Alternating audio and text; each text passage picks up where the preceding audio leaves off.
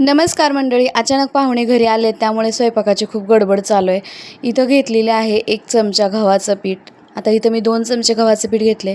पाहुणे किती येतात त्या अंदाजाने आपल्याला स्वयंपाक बनवायचा असतो। तर उन्हाळ्यामध्ये पाहुणे आल्यानंतर काय मेनू बनवायचा तेच तर आपण या व्हिडिओमध्ये पाहतोय, त्यामुळे व्हिडिओ स्किप करू नका।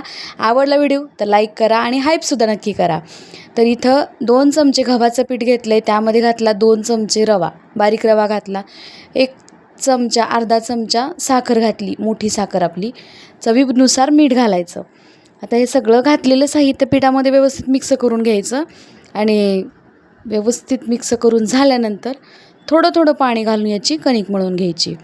तर मंडळी, अचानक पाहुणे आल्यावर काय मेनू करावा समजत नाही, खरंच लक्षात येत नाही आहे। जर नवशिक्या मुली असतील तर त्यांची तर खूप धांदर उडते, त्यामुळे मी आजचा व्हिडिओ खास तुमच्यासाठी घेऊन आलेली आहे।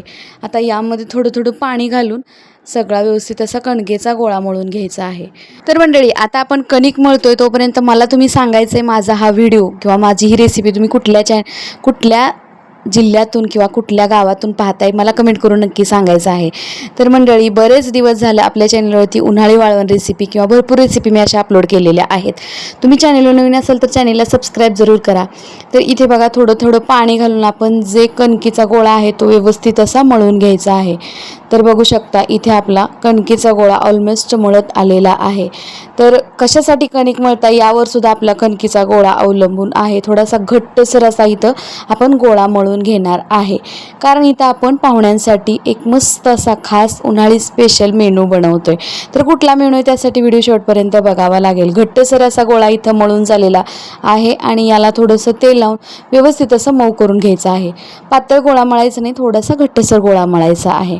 आणि आता कणिक मळून झालेली आहे, तर कणिक झाकून ठेवून देते। आणि इकडे घरामध्ये केशर आंबे आणलेले होते, त्यातले 4 आंबे घेतले। तर आंबे खूप मोठे आहेत, त्यामुळे 5 ते 6 माणसांसाठी आरामात पुरतात। तर हे सगळे आंबे स्वच्छ पाण्यामध्ये ठेवून दिले होते मी, एक अर्धा तास तरी थंड पाण्यामध्ये हे भिजत ठेवायचे आंबे। तर आंबे चांगलेच पाण्यामध्ये भिजलेले आहेत थंड पाण्यामध्ये। लगेच याचं वरचं देठ काढून यामधलं पाठीमागच्या बाजूला थोडासा रुचिक असतो तो रुचिक काढून घ्यायचा आणि आंबे सगळे व्यवस्थित तसं मऊ करून घ्यायचे सगळीकडून। त्याचा रस जो आहे तो आतला व्यवस्थित असा अगोदर बाहेर काढण्या अगोदरच आंब्यांना व्यवस्थित असं मऊ करून घ्यायचं, सगळीकडून व्यवस्थित असं मऊ करून घ्यायचं। तर व्हिडिओमध्ये दाखवल्या पद्धतीनं मी इथं पारंपरिक पद्धतीनं आपला आमरस बनवत आहे। तर आमरसासाठी मी आंबे एकदम मऊ करून घेत आहे, हाताने व्यवस्थित असे सगळीकडून त्याच्यातला रस जो आहे तो हाताने आंबे व्यवस्थित एकसारखे करून त्याचा रुचिक काढून वरचं देठ काढून आंबे स्वच्छ धुवून घेतलेले आहेत। बघू शकता, केशर आंबा आहे हा, खूप गोड लागतो, चवीला खूप छान असतो। तर सगळे आंबे स्वच्छ धुवून त्याचा रुचिक काढून घेतला। लगेच आता या आंबे जे आहेत ते व्यवस्थित असे आपण मऊ तर करून घेतले। सगळा रस जो आहे तो आंबा पिळून व्यवस्थित असा यातला रस काढून घ्यायचा। बघू शकता, या आंब्याला ना अजिबात रस उरत नाही, म्हणजे आतमध्ये चिटकून बसत नाहीये, पटकन याचा रस जो आहे तो बाहेर येतो, गाभा जो आहे तो पटकन बाहेर निघतो। किंवा कोळीला सुद्धा व्यवस्थित असं चिटकून बसत नाहीये सगळा गाभा। आपण हाताने जर त्याला असं प्रेस केलं ना, सगळा गाभा खाली पडतो, व्यवस्थित असा याचा रस तयार होतो। या आंब्याचा मस्त असा रस होतो। हापूस आंब्याचा पण होतोच, पण केशरी आंब्याचा सुद्धा खूप भारी रस लागतो। बघू शकता, आणि यामध्ये गुठळ्या अजिबात होत नाही आहेत। बघा, याच्या कुया सुद्धा अगदी क्लीन निघतायत, म्हणजे याचा सगळा गर जो आहे तो आपल्या खाली भांड्यामध्ये निघालेला आहे, सगळा रस निघालेला आहे आणि सगळ्या कुया।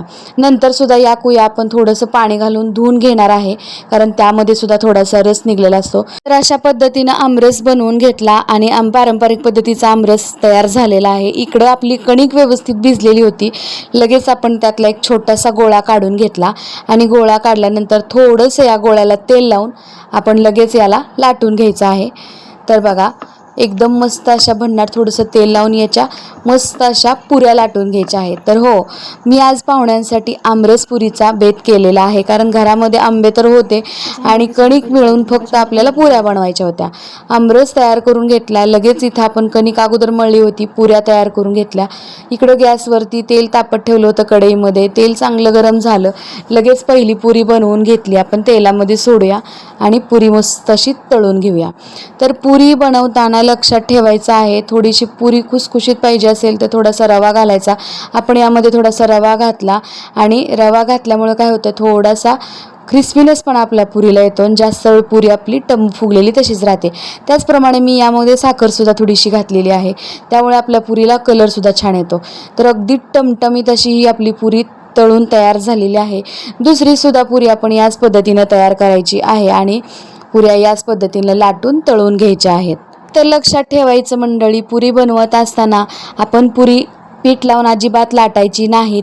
पुरीची कणिक मळतानाच थोडीशी घट्ट मळायची आणि ती कणिक जी आहे ती त्याला तेल लावून लाटायचं पुरी लाटताना. दुसरीसुद्धा पुरी आपली इथं लाटून तयार झालेली आहे. तेल चांगलं कडकडीत गरम झालेलं आहे. टम्म अशी पुरी फुगलेली आहे. मस्त अशी पुरी तयार झाली. लगेच ताटामध्ये काढून घेऊया आणि अशा पद्धतीने बाकीच्या सुद्धा सगळ्या राहिलेल्या पुऱ्या तयार करून घ्यायच्या आहेत. बघू शकता मस्त अशा टमटमीत पुऱ्या तयार झाल्या. तर हे बघा मंडळी, पाहुण्यांसाठी आमरस तयार झालेला आहे आणि पुऱ्यासुद्धा मी इथं तयार करून घेतलेल्या आहेत. आमरस बघा, आमरसामध्ये मी थोडंसं ड्रायफ्रूट घातलेलं आहे, किंवा आवडत असेल तर विलायचीसुद्धा नक्की घाला. मधले छोटे छोटे जे व्हिडिओ आहेत ते काही स्किप झालेले आहेत, त्यामुळे प्लीज समजून घ्या. आणि इथं मस्त असा आमरस तयार करून घेतलेला आहे. आमरस तयार करत असताना जर जास्त गुठळ्या असतील त्यामध्ये, तर आमरसाचा गर घेऊन मिक्सरच्या भांड्यामध्ये फिरवून थोडीशी त्यामध्ये साखर घालायची, म्हणजे आपला आमरसामधल्या सगळ्या गुठळ्या मोडल्या जातात. एकदम भन्नाट असा फटाफट इथं आमरसपुरीचा बेत मी बनवलेला आहे. रेसिपी एकदम साधी सोपी आहे. रेसिपी कशी वाटली कमेंट करून नक्की सांगायचं आहे. खास उन्हाळा स्पेशल आमरसपुरी कशी बनवायची आपल्या चॅनलवरती आज आपण पाहिलेला आहे. व्हिडिओ कसा वाटला कमेंट करून नक्की सांगा आणि चॅनलला नवे असेल तर सबस्क्राईब जरूर करा. चला मंडळी, पुन्हा भेटूया अशाच एका छानशा रेसिपीसोबत. तोपर्यंत मस्त खा आणि मजेत राहा. व्हिडिओ पाहिल्याबद्दल मनापासून धन्यवाद.